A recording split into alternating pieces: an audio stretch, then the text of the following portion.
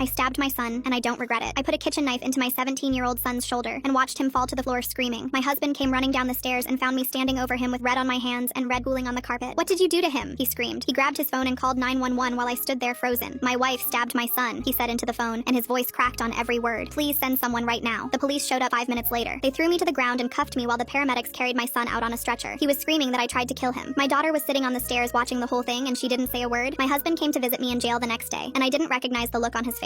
"I'm filing for divorce today," he said through the glass. "The lawyer is already drawing up papers." I told him I needed to explain what happened, and he slammed both hands against the glass. "You stabbed our son in our living room," he screamed. "You put a knife in your own child. There is nothing you could possibly say to change my mind." I begged him to just listen to me for 5 minutes. "I hope you rot in here," he said. "I hope you never see sunlight again." My son gave a statement from his hospital bed saying I had always been unstable and that he lived in fear of me his whole life. My mother called the jail and they patched her through. "You're not my daughter anymore," she said. "I'm telling everyone you died. I'm going to have a funeral for the girl I raised because that girl would never do what you did." My sister showed up at the jail and they let her talk to me for 3 minutes. "You're a monster," she said. "I always knew something was wrong with you." My lawyer came with a stack of papers and told me the prosecutor was pushing for 25 years. "Your husband is testifying against you," she said. "Your son is saying you've abused him for years. Nobody believes you didn't just snap and try to murder your own kid." I told her I needed to talk to my daughter. She shook her head. "She's not talking. She just stares at the wall. The psychologist says she's in some kind of shock." I told my lawyer to keep trying with my daughter because she was the only one who knew what really happened. 4 weeks later, she came back and her hands were shaking. "She finally talked," she said. "She said when your son came home that night, he was talking to people who weren't in the room and laughing at things nobody said." I nodded. "She said she tried to go upstairs and he grabbed her by the hair and dragged her into the living room. She said he threw her on the floor and put his knee on her chest." My lawyer's voice was barely a whisper now. "She said he pulled out a knife and held it against her throat. He told her the voices said he had to kill her and then kill himself or they would never leave him alone." I felt tears running down my face. "She said you came downstairs and saw him holding the blade to her neck. She said you begged him to stop and he just laughed and pressed harder, and there was red running down into her shirt." My lawyer closed the folder. "She said you grabbed the first thing you could find and stabbed him in the shoulder because it was the only way to make him let go of her. She said you saved her life." I wiped my eyes with my jumpsuit sleeve. "He was going to kill her," I said. "My son was going to slit my daughter's throat right in front of me." I had half a second to make a choice. I chose a wounded son over a dead daughter. I'm not sorry. My son spent 10 months in a treatment facility after he was diagnosed. I still wake up at night feeling that knife go into my own child's body. I saved both of them that night, but some part of me is never leaving that living room.